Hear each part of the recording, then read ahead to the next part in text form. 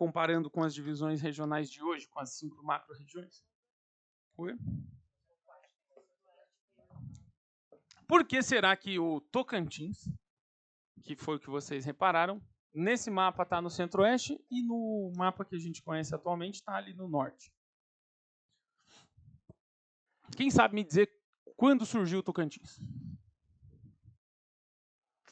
O Tocantins é o nosso estado mais jovem, 1988, ali juntinho com a nossa Constituição. E quando Milton Santos fez esse mapa, não tinha Tocantins ainda. Aqui ele foi colocado porque hoje a gente analisa com ele ali.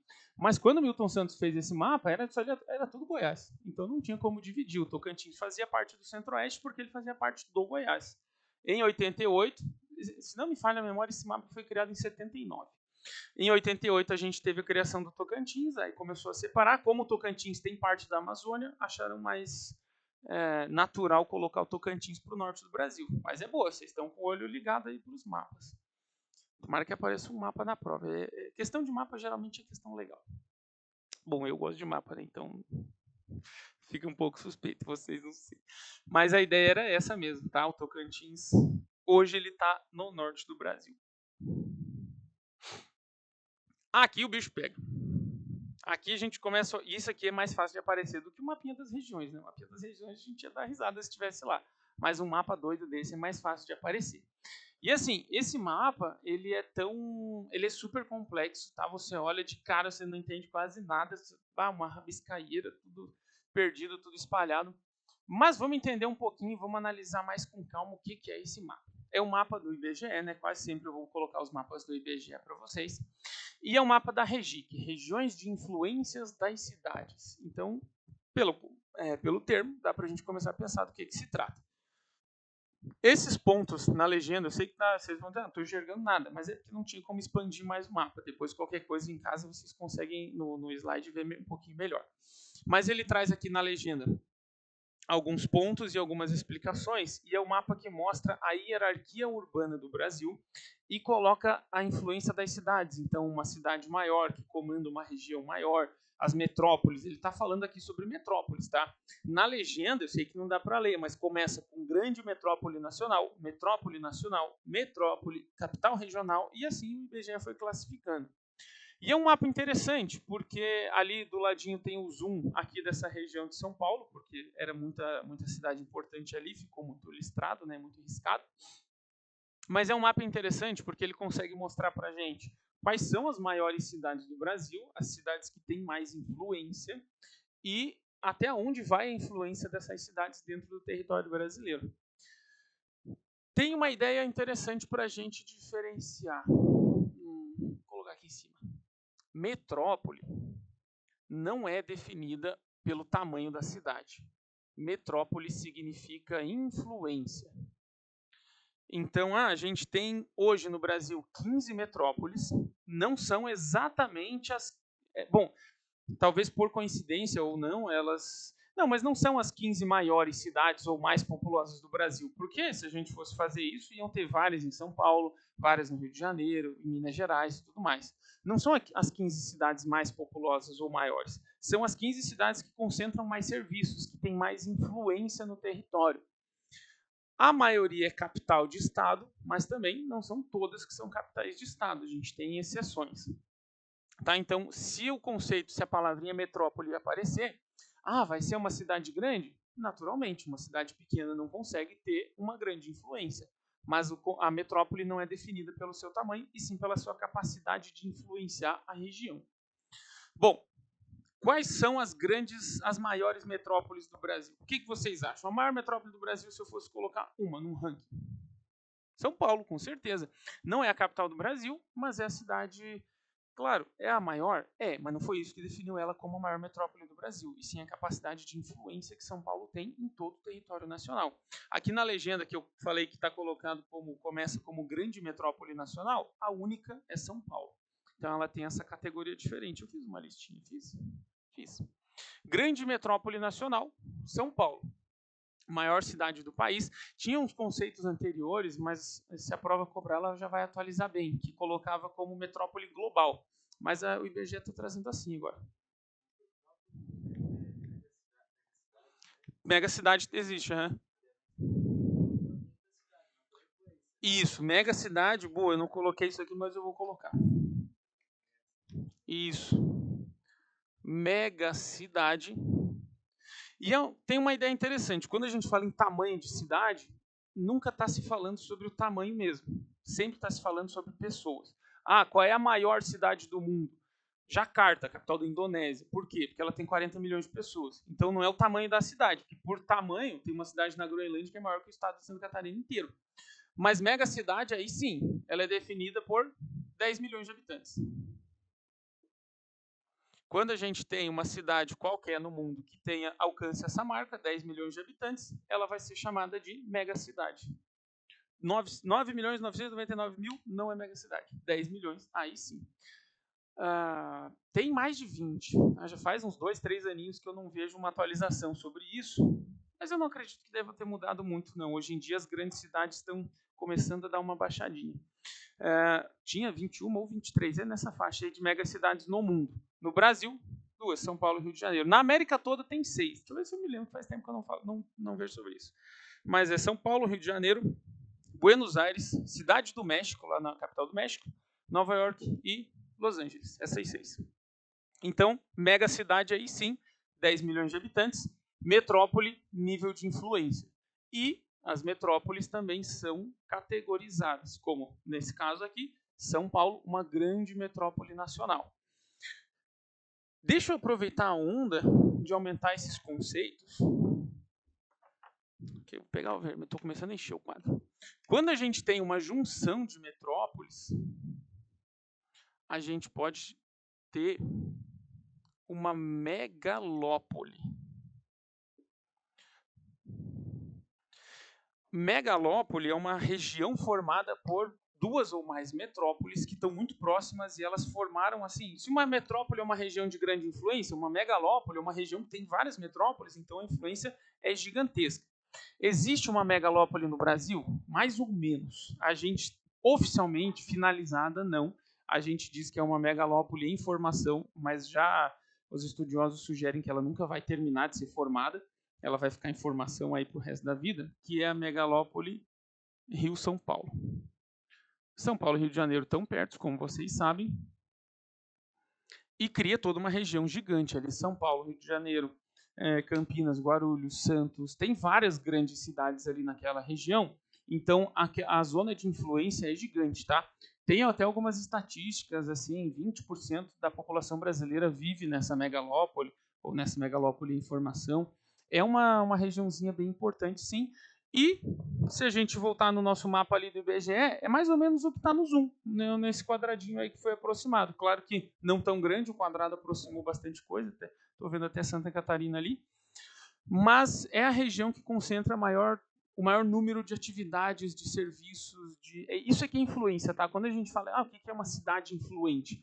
Que tem atendimentos de todos os tipos, que tem serviços de todos os tipos. Por exemplo, estou com um problema de saúde, vou no hospital aqui em Lages. Aí começam a me investigar, fazer exames e tal. Não, teu problema assim, é uma coisa mais específica, a gente não tem aqui em Lages. Você tem que procurar um centro maior.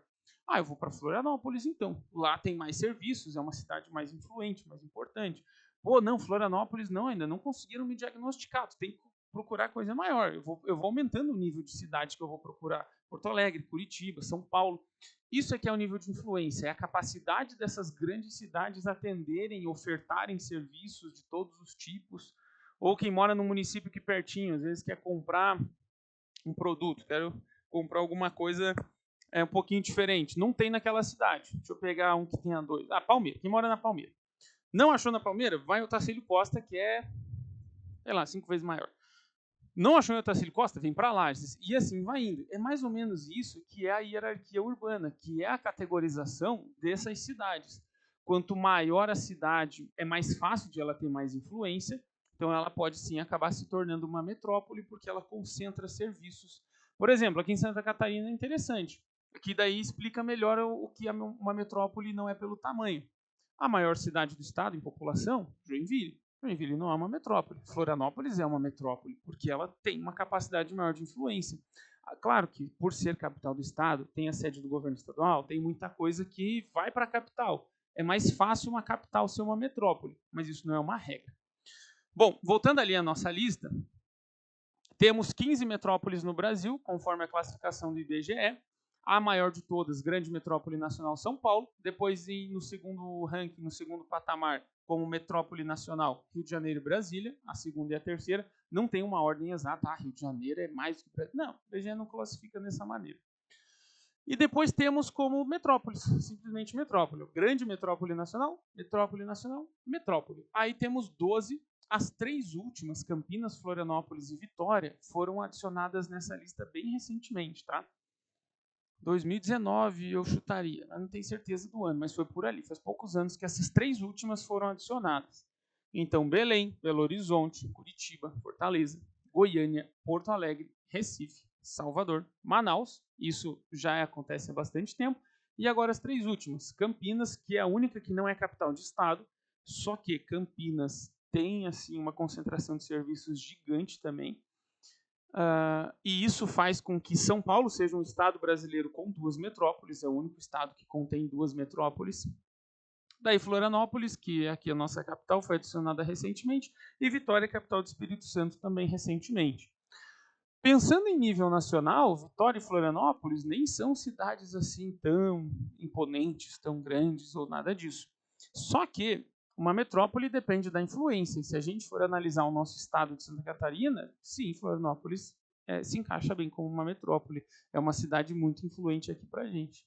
Pelo Brasil, tem dezenas de cidades mais populosas que Florianópolis ou que Vitória, por exemplo, mas daí elas estão sob a sombra de uma outra metrópole.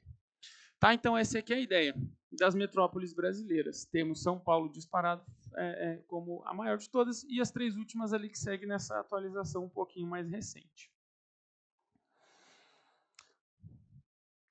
Dentro daquele mapa, a gente tem ainda essa explicaçãozinha sobre o que é de fato a hierarquia urbana.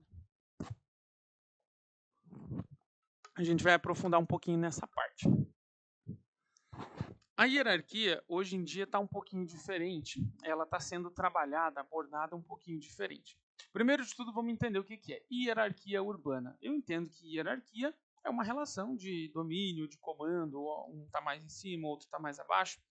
Hierarquia urbana é essa relação aplicada nas cidades. Então, grandes cidades controlam ou influenciam cidades médias, essas médias influenciam menores.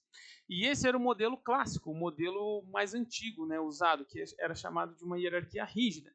São Paulo vai influenciar cidades no seu entorno, e ali cidades médias, essas cidades médias influenciam as menores, ou fazendo o oposto, o caminho inverso, como eu coloquei aqui da nossa região. Palmeira, depois Otacílio, depois Lages, depois Florianópolis, depois São Paulo. Hoje em dia não está mais sendo entendido assim. Por quê? Porque hoje em dia a gente tem uma conexão muito maior. Eu estou aqui em Lages, eu não preciso pensar só em Florianópolis, que é a minha metrópole aqui, que me influencia, que está comandando as relações econômicas daquele estado. A gente tem conexões diretas, a gente pulou todas essas etapas do caminho. Às vezes nem exatamente só com o Brasil, cidades do mundo inteiro, mega cidades lá, pegar Nova York, Tóquio, enfim, a gente tem conexões em rede pelo mundo todo. Então, a hierarquia, a ideia da hierarquia urbana é essa categorização entre os níveis de influência das cidades. As maiores, claro, vão ter muito mais influência, mas hoje em dia a gente considera uma interdependência muito maior. A gente considera essa relação. Tem algumas características aqui no cantinho que são definidoras, o que tanto se interrelaciona. Fluxo de pessoas, de mercadorias, fluxo de capital e fluxo de informação também. Que basicamente são as categorias da própria globalização. Voltando lá na ideia da globalização. Né? Por que a hierarquia urbana hoje em rede é tão conectada? Porque o mundo está globalizado. A gente tem essa conexão geral no mundo todo. Essa globalização que faz com que a gente tenha uma integração mundial muito forte, promove isso também. Mudou bastante a questão da hierarquia urbana. Não só no Brasil, mas no mundo todo. Mas claro que o nosso foco é o Brasil. Então, lá no primeiro quadro, a gente tem ali uma organização piramidal. Né? Primeiro nível, as metrópoles. Segundo nível, as capitais regionais. Terceiro nível, os centros subregionais. E assim vai indo. Hoje em dia, não. Hoje em dia, a gente considera toda uma conexão em rede. Lages está numa categoria dessas, que é uma capital regional C. Tem capital regional A, B, C e tal. Tem toda uma divisão, né? Mas também a gente não precisa focar nesse nível de detalhe. Mas a ideia é essa, é que antes o modelo era mais rígido, era mais de cima para baixo, assim, mais escadinha, mais pirâmide mesmo. E agora a gente está numa conexão em rede. Não é uma linha, uma sequência linear que acompanha essa distribuição de cidades, e sim todo o contexto geral dessa característica mais de integração, de globalização, de mundo globalizado em geral. Eu acho que a gente pode fazer um esqueminha. Deixa eu guardar aqui, eu vou apagar um pouco esse quadro. Sobre a ideia da globalização. Porque pode ser Pode não. É um conteúdo forte para aparecer aí nessa nossa prova. E se vocês entenderem o processo de globalização, muitas vezes vocês entendem muita coisa que está envolvida. Por exemplo, essa questão da hierarquização em rede.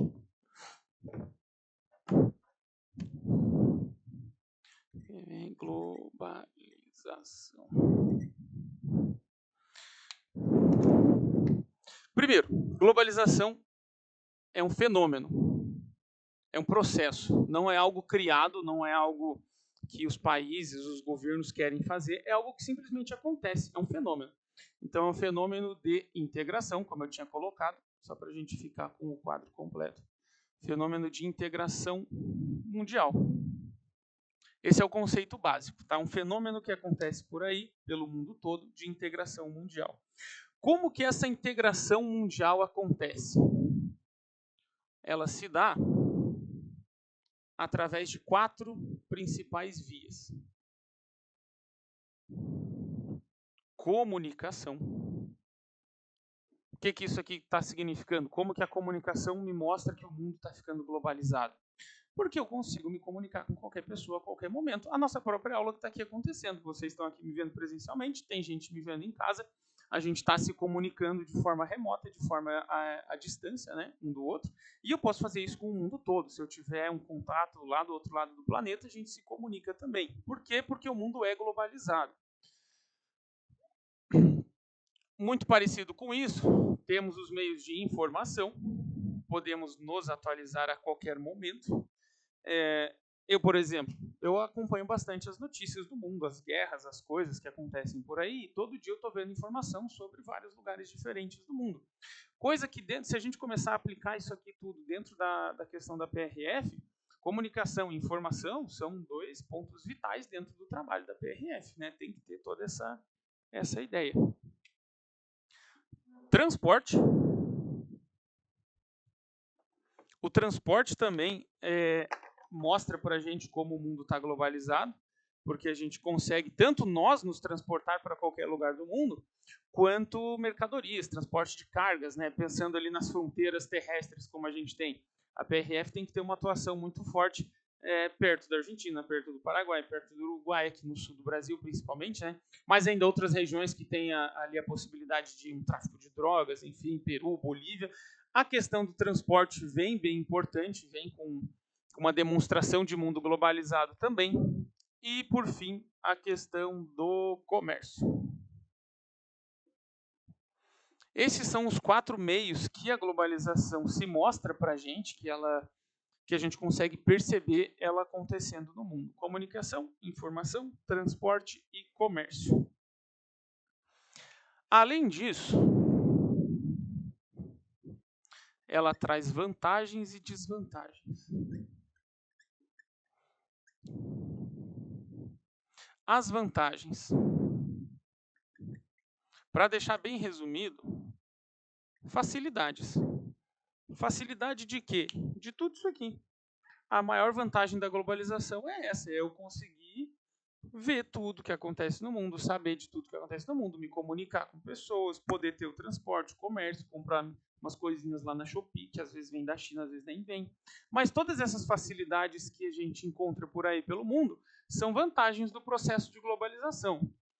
Mas temos, claro, também as desvantagens. E aqui dá para a gente lembrar do Milton Santos. Desvantagens.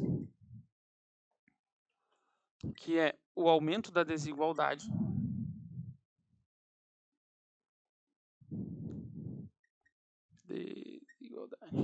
Naquela questão que eu falei para vocês, que a gente tem um conhecimento muito maior de países ricos, de locais mais famosos e tal, e muito menor de países mais pobres. E acontece, junto com tudo isso, uma padronização cultural. O que é uma padronização cultural? A gente começa a entender como normal a cultura de países mais ricos. E aquelas culturas diferentes, minoritárias, de povos, às vezes, específicos, a gente começa a achar estranho, fica cada vez mais estranho, diferente. O mundo todo vai se perdendo. Por exemplo, isso aqui é muito comum, essa padronização cultural, a gente vê na arquitetura. 100 anos atrás, analisa as construções dos Estados Unidos, na Alemanha, na Itália, no Japão e tal, cada uma tinha um estilo diferente, uma forma de construção, uma engenharia, uma arquitetura totalmente única. Hoje em dia está existindo uma padronização cultural, está tudo isso se perdendo, porque o mundo globalizou demais, todo mundo começa a se juntar, a se integrar, os países, as pessoas vão se conhecendo, e as ideias começam a ser formadas todas em um certo padrão. Então a gente está perdendo, e isso é uma desvantagem, tá? Porque a gente está perdendo essa especificidade de cada região, a gente está perdendo muito disso com o processo de globalização. Ele está fazendo com que o normal seja aquilo que é imposto pelas grandes potências. Essa é a grande crítica que começa com o Milton Santos e se fortalece bastante hoje em dia, uma padronização cultural, principalmente imposta por países mais ricos. Como que esses países conseguem impor a sua cultura no mundo todo? Mídia, através da mídia. Filmes dos Estados Unidos são a indústria de filmes mais famosa e mais disseminada pelo mundo. A gente conhece detalhes da cultura dos Estados Unidos porque a gente assiste filme, consome essa cultura. Então isso vem como uma desvantagem do processo de globalização. É um processo que se intensifica bastante com o capitalismo e meio que uma coisa fortalece a outra, né? A globalização fortalece o capitalismo, porque tudo isso aqui vai ser fortalecido pelas práticas capitalistas, pelo comércio principalmente, né? Transporte que está junto desse transporte, desse comércio internacional, e o próprio capitalismo deixa o mundo cada vez mais globalizado. Tanto que economias que eram socialistas no passado, elas estão se desvinculando aos poucos das práticas econômicas do socialismo e estão cada vez mais capitalistas porque o mundo está globalizado e a globalização é um fenômeno que acaba sendo bem capitalista por conta dessa troca de informação, dessa troca de produtos, de tudo isso aqui. A ideia de globalização é essa. Esse esqueminha acho que já dá para a gente conseguir entender aí bastante coisa. Bom, e se a gente fosse pensar em alguns outros conceitos que a gente pode ainda trabalhar um pouquinho mais, a gente pode detalhar um pouquinho mais, como, deixa eu apagar, esse aqui, não sei se vocês querem anotar alguma coisa, já foi todo mundo, posso já apagar, né? Beleza.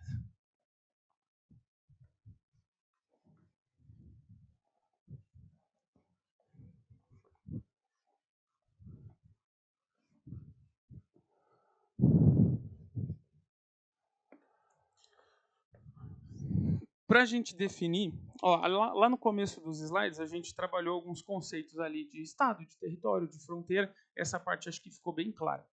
Tem alguns conceitinhos que o território é um desses conceitos básicos dentro da geografia e é importante a gente diferenciar também, tá? De novo, é aquela parte de conceito simples, só que é necessário saber. A gente não pode perder uma questão por coisinhas básicas. Espaço geográfico.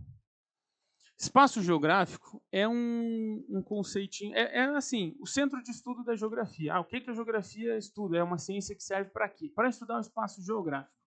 E o que seria o espaço geográfico? Basicamente é a ação humana dentro da Terra, no espaço da superfície terrestre. A geografia é a ciência que estuda só o planeta? Não, porque ela estuda o que as pessoas fazem no planeta. É a ciência, então, que estuda só as pessoas? Também não, porque ela está estudando a relação. Então, vou colocar assim, produto, né, que é resultado da relação entre humanos e o planeta.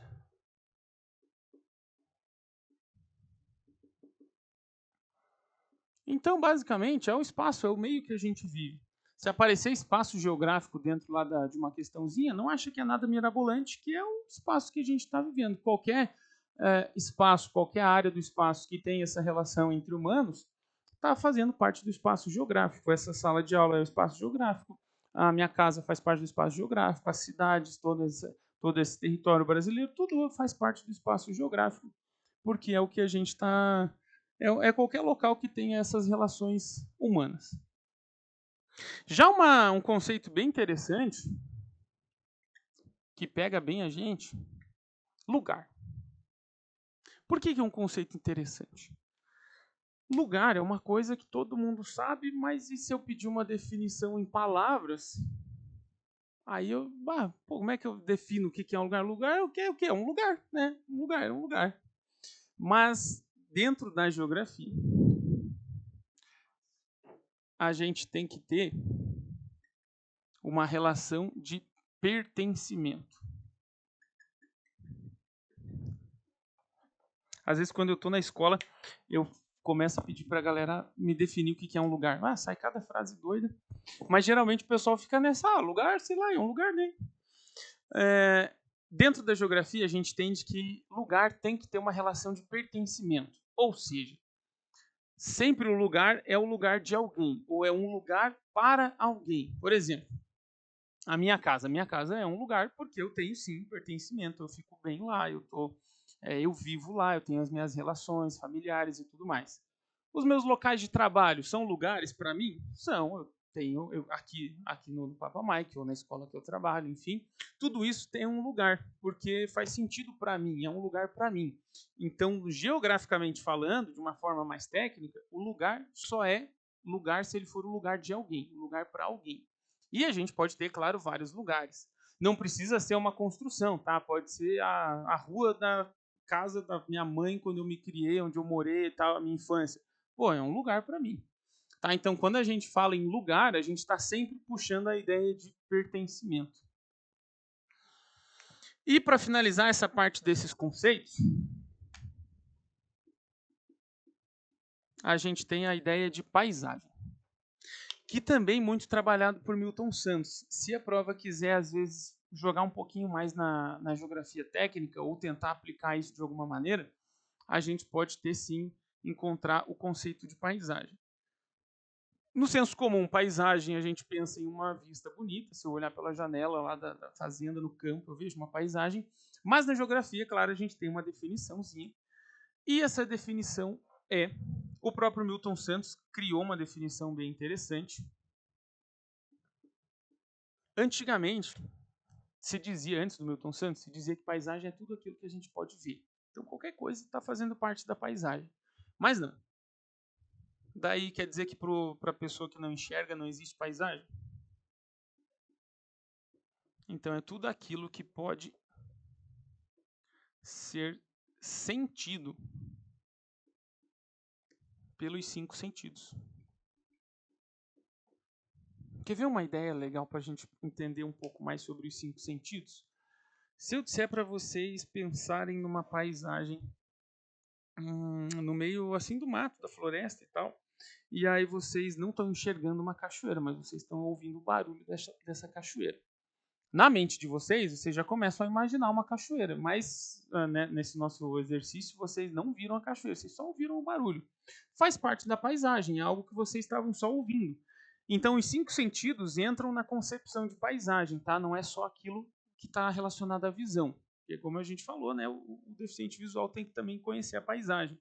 Então, qualquer coisa que você consiga sentir. Se eu pensar numa paisagem numa praia, o que eu vou sentir na praia? Eu vou sentir calor. Calor eu sinto através do tato. Então, o tato está me fazendo perceber a paisagem, está me fazendo entender a paisagem também. Essa é a ideia da paisagem. E ela pode ser dividida em 2 categorias. A natural. E a segunda tem diversos nomes. Eu vou colocar o mais complicado. Antrópica. Porque se vocês conhecerem o pior nome, daí os outros ficam mais fáceis, né? Natural. O que o próprio nome sugere é uma paisagem que foi formada através de processos naturais. Só o detalhe que diferencia aqui é que, para ser considerada uma paisagem natural, ela não pode ter tido intervenção humana. Então, assim, a praia de Balneário Camboriú, que foi alargada a faixa de areia, não é natural, porque temos intervenção humana.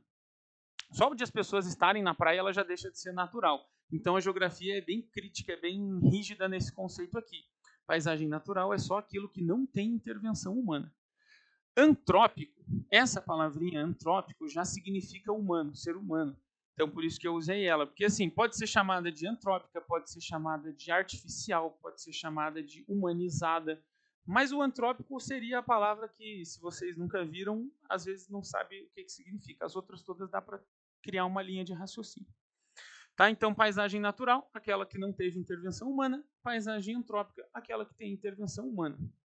Pensando nisso, em que lugar do mundo, do planeta, que eu acho uma paisagem realmente natural?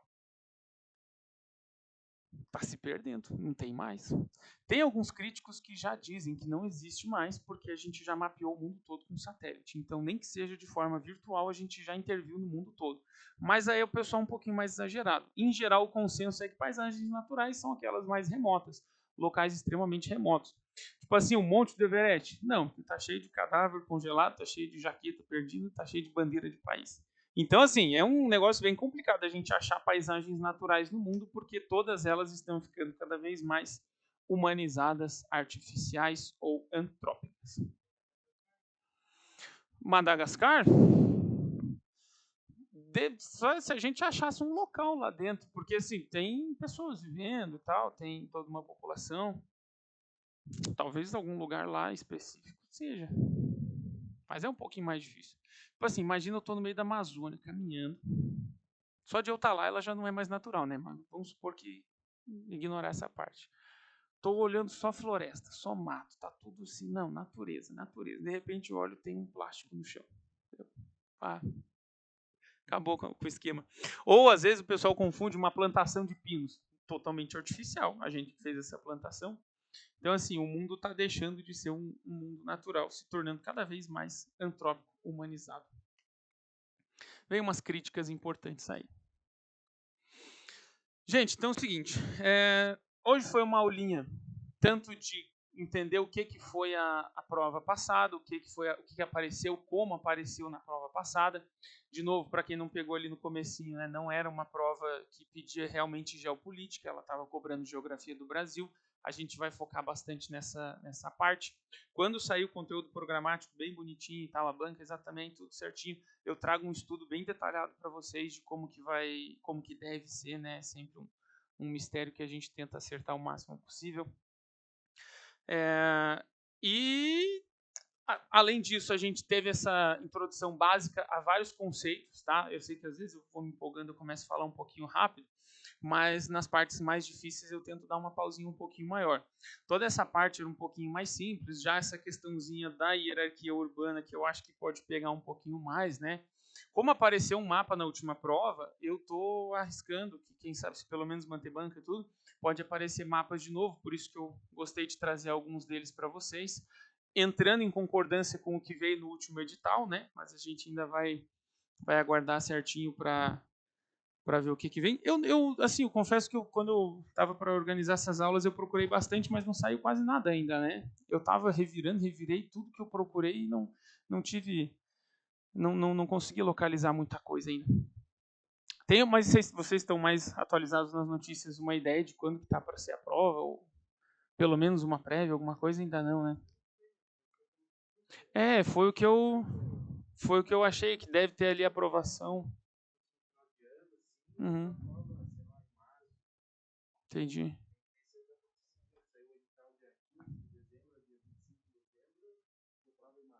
Uhum. Eu vi lá que tinha. Porque o último concurso lá, o de 21, ainda foi prorrogado, acho que até dezembro ainda pode ter chamado, né? Uhum. Com certeza. Não, vocês. Vocês estarem fazendo o curso já. Eu não sei se começou agora em julho, porque o Matusa falou comigo uns 20 dias atrás. Acho que foi mais ou menos quando estava começando as aulas, né? E... Não, boa, é legal. É legal. Eu vou tentar fazer uma organização com o Matusa de não fazer assim agora várias aulas seguidas, porque daí a gente vai ficar muito tempo sem abordar nada dessa parte. Eu vou tentar assim, cada uns 20 dias uma aulinha. E claro, poucas questões, não adianta a gente matar muito tempo de vocês geografia. Vamos enlouquecer na geografia, sendo que vocês têm talvez 95% da prova que não é geografia. Então, a gente não, vai acabar se vendo pouco.